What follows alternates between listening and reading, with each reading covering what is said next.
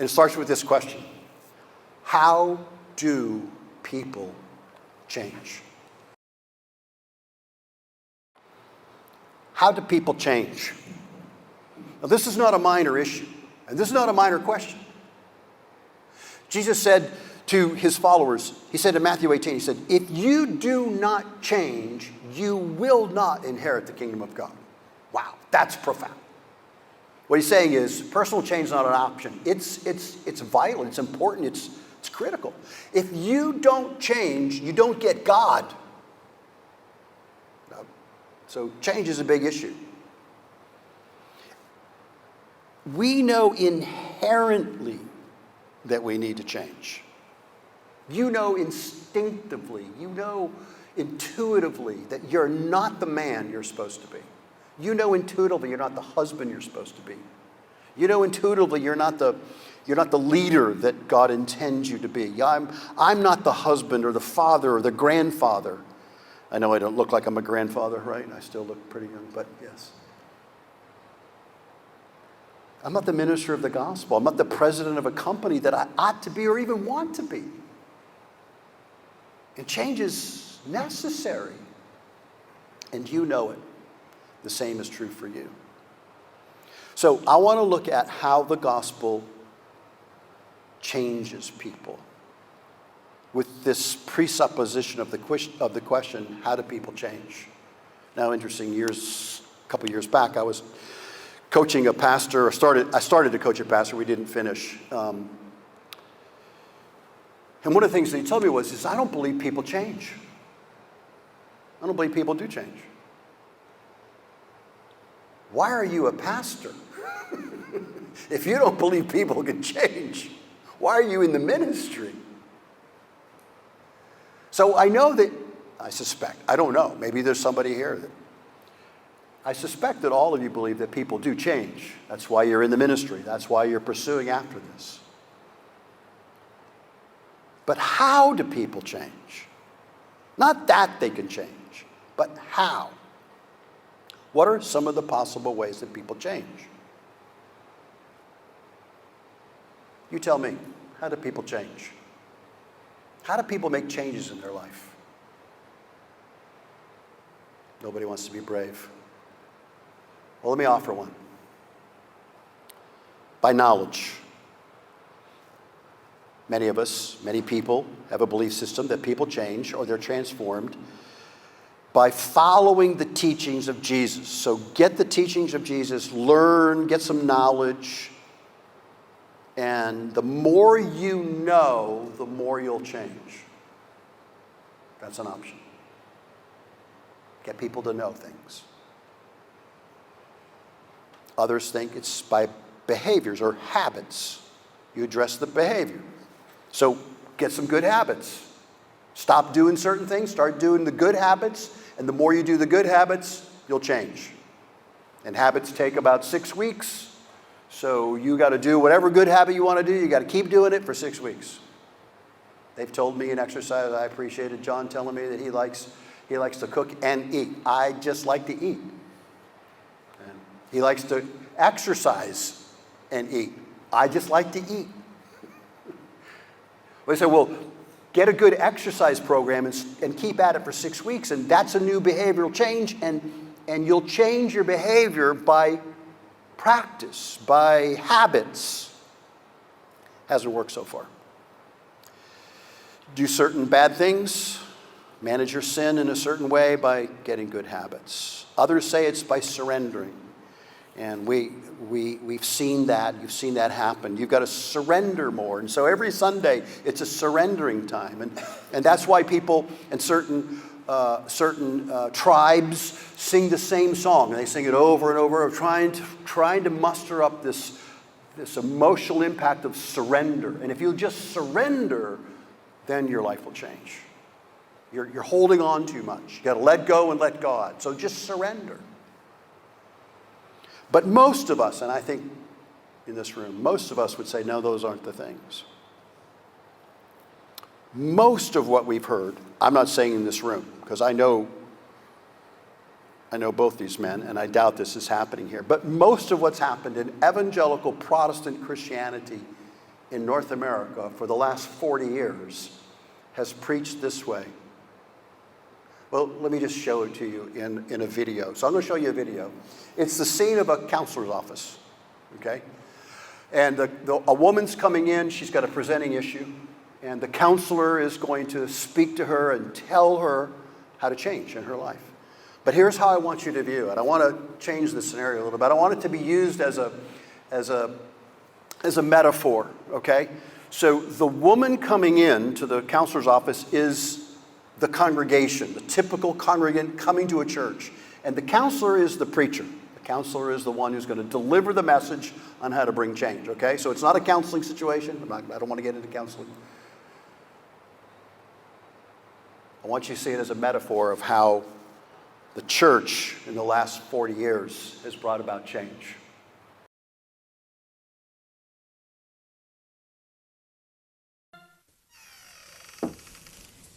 Dr. Switzer? Yes, come in. I'm just washing my hands. I'm Catherine Bigman. Janet Carlisle referred me. Oh, yes. Fear of being buried alive in a box. Yes, that's me. Should I lay down? Oh, no, we don't do that anymore. Just have a seat. And let me tell you a bit about our billing. I charge $5 for the first 5 minutes, and then absolutely nothing after that. How does that sound? That sounds great. Too good to be true, as a matter of fact. Well, I can almost guarantee you that our session won't last the full 5 minutes. Now, we don't do any insurance billing, so you would either have to pay in cash or by check. Wow, okay. And I don't make change. All right. And go. Go. Well, tell What? me about the problem that you wish to address. Oh, okay. Well, I have this fear of being buried alive in a box. I start thinking about being buried alive, and I begin to panic. Has anyone ever tried to bury you alive in a box? No, but truly thinking about it does make my life horrible. I mean, I can't go through tunnels or be in an elevator or in a house, anything boxy. So what you're saying is you're claustrophobic. Yes, that's it. All right, well, let's go, Catherine. I'm going to say 2 words to you right now. I want you to listen to them very, very carefully. Then I want you to take them out of the office with you and incorporate them into your life. Well, shall I write them down? Well, if it makes you comfortable, it's just 2 words. We find most people can remember them. Okay. You ready? Yes. Okay, here they are. Stop it!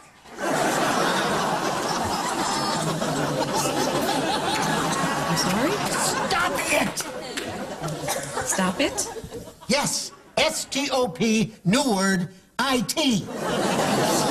So, what are you saying? You know, it's funny. I say 2 simple words, and I cannot tell you the amount of people who say exactly the same thing you're saying. I mean, this is not Yiddish, Catherine. This is English.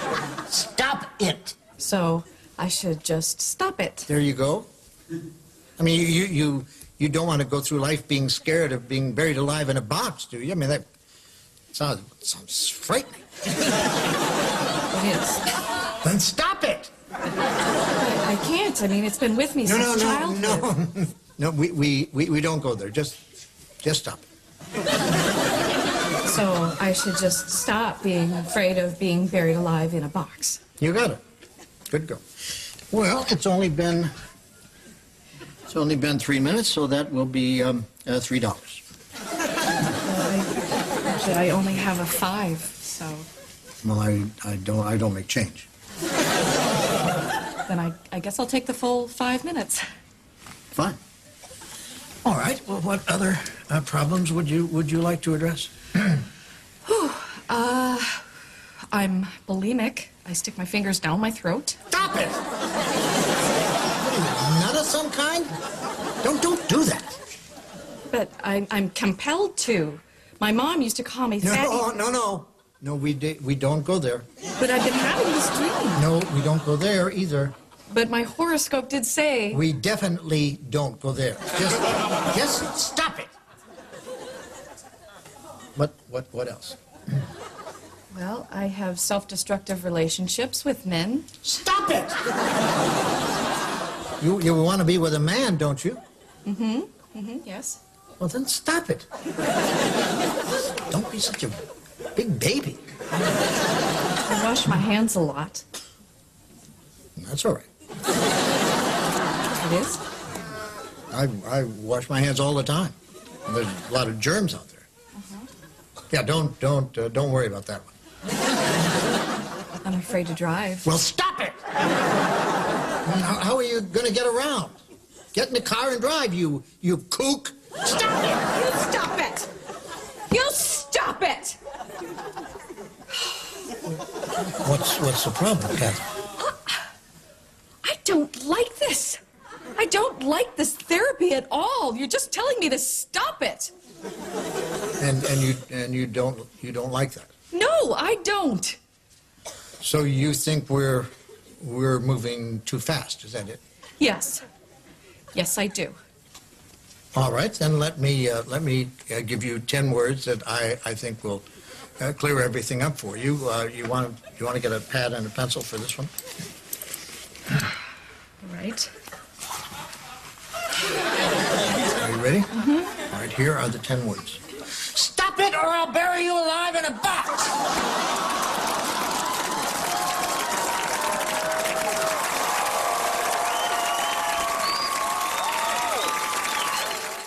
Change. All right. You get the point.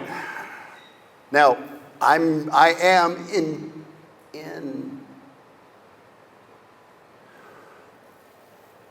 by design making fun of what I consider to be one of the most horrendous preaching change in the American church is towards willpower, is towards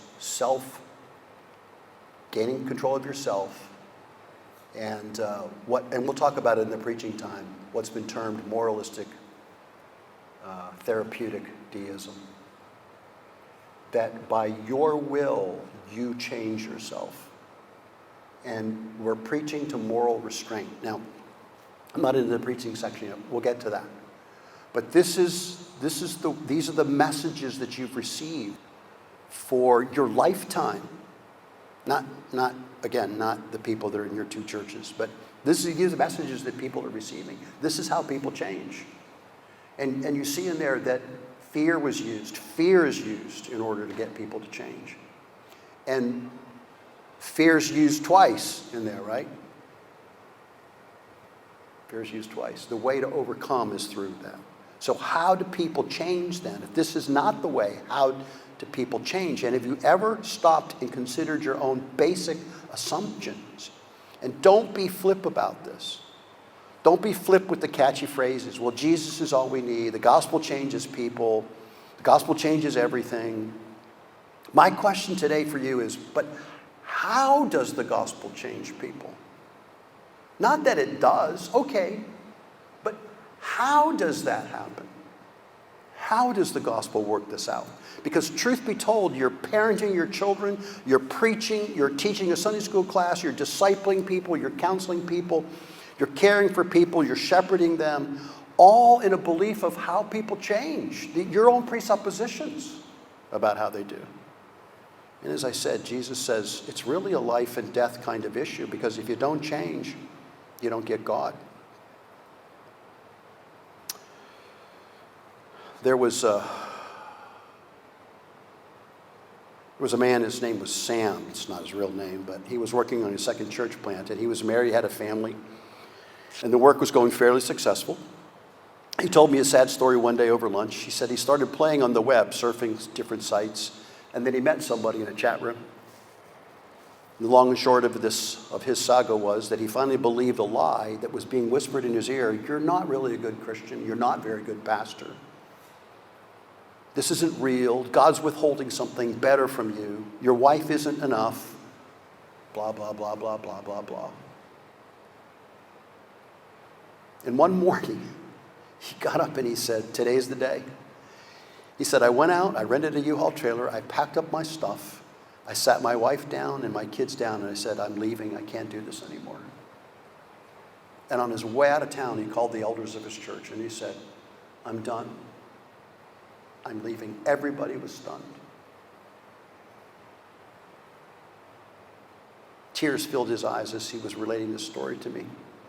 And his sad tale can be told over and over and over. And sometimes it's the wife's story, but it's the same old blues song. I tried to change, Tom. I tried to work out my salvation, but I couldn't do it.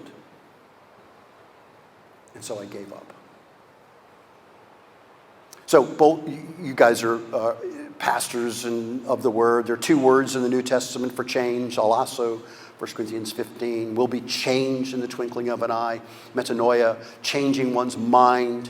It's commonly understood as the transformation of the heart. So here's the thing.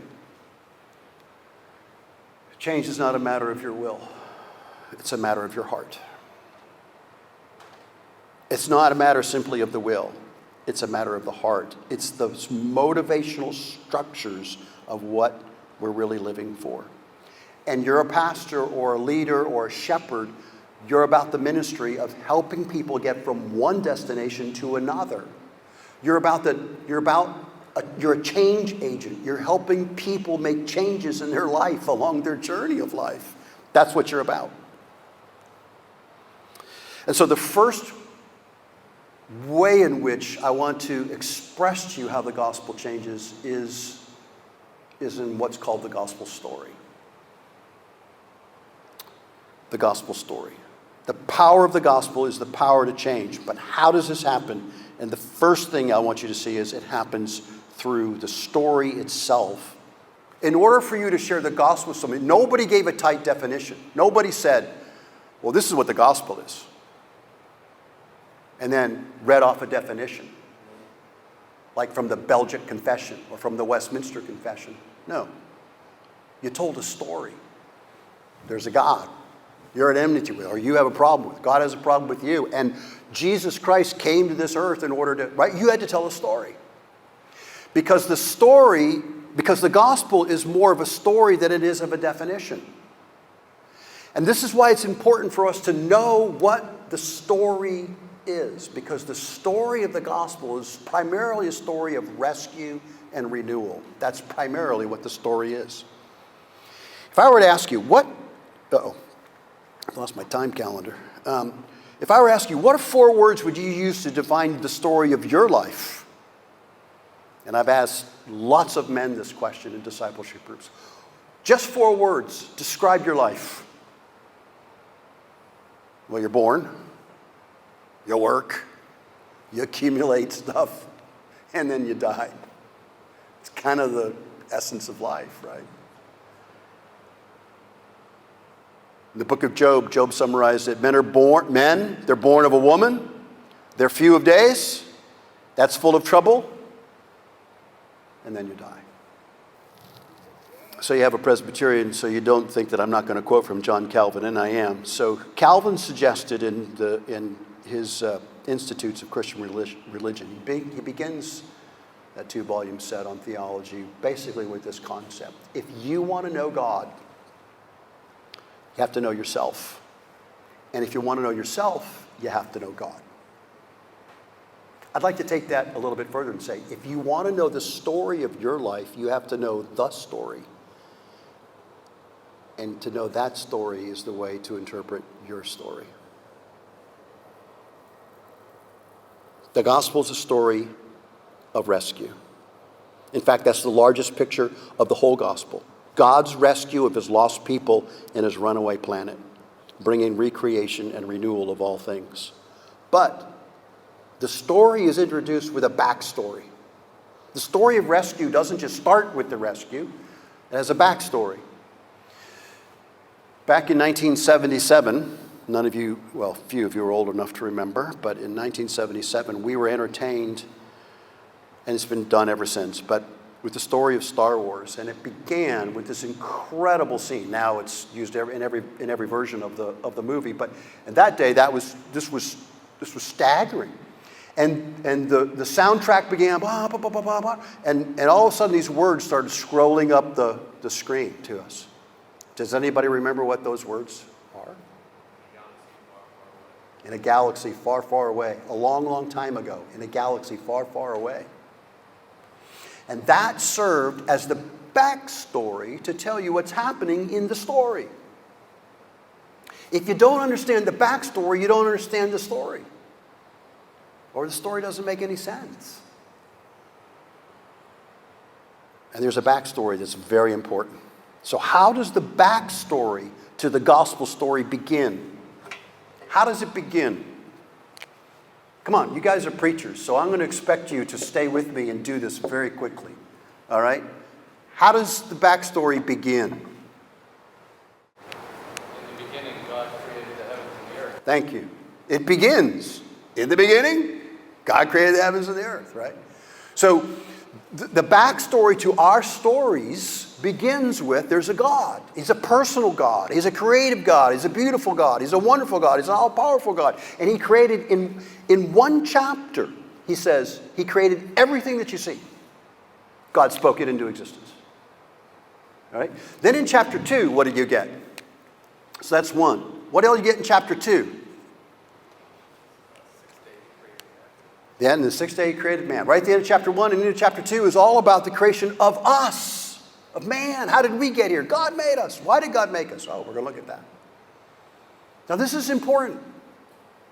To understand your story, you've got to know this backstory. So, how were they created? How were we created? What does God say in there? We're created what? In his image. In the imago Dei, you're created. In the imago Dei. You're created in the image of God himself. Now think about this. So Adam and Eve were created in the image of God, and relationally, how were they commuted? How were they created in the image of God? What do they look like? In the image of God, how were they made? Relationally. We were made for what? Community. We're made for being in relationship with people. That's how they're made. They're made in community, for community. How is that in the image of God? Well, you know what? Eternally, God is a God of community. The Father, the Son, and the Holy Spirit live in an eternal, perfect community. So they were made for community, like the Trinity. Personally, how were they made? As individuals, how were they made? With what? When they were created. What does Psalm 2 say about? What does Psalm 8 say about man? What we're told about the being of man? He's been granted what? Great dignity, right? I mean, we have we're higher. When God was creating the animals, he said, that's a good thing, that's a good thing, that's a good thing. And then he made man. What does he say? That's the cap of my creation. So we've been given personally this great sense of dignity or worth. So great dignity. What about in mission or in work? What were they given? What was their status over the creation? They were co-managers, right? They were regents of this creation that God had given them. This is a place of, like I said, not only a status with their dignity, but over all creation. They had meaning, they had purpose, they were co-regents of this creation. And spiritually, how were they made? Spiritually, how were they made? Some people use the word perfect, but were they perfect? Or were they morally correct or morally right with God? They were made with holiness. And that's a word that's used in the highest sense of beauty. They were made with great beauty. They're beautiful creatures in the highest moral sense. We're the completion of his creation. And he affirmed it by saying, this is very good. Now, this is good news, guys. That's good news. And this is where gospel story begins. It begins that we're created as the imago Dei of God. We're created in the image of God. And when you were made in the image of God, they enjoyed here in this place. I'm going to put beauty here just so I can remember. Co-regents, co-managers. At what level were they receiving any sense of approval in this garden, in this place, as creatures who'd been made in the image of God? They had total approval, did they not? They had self-approval. They had approval from one another. They had the approval of God. They lived in this perfect sense of God's approval and approval with one another. How about comfort? What do you think the Garden of Eden was like in terms of their comfort?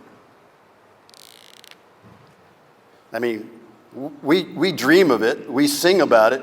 We want to get back to the garden, right? People want to get back to the garden. They're too young. They don't know that reference. Well, it's still in a lot of music still today, right? How about their sense of security?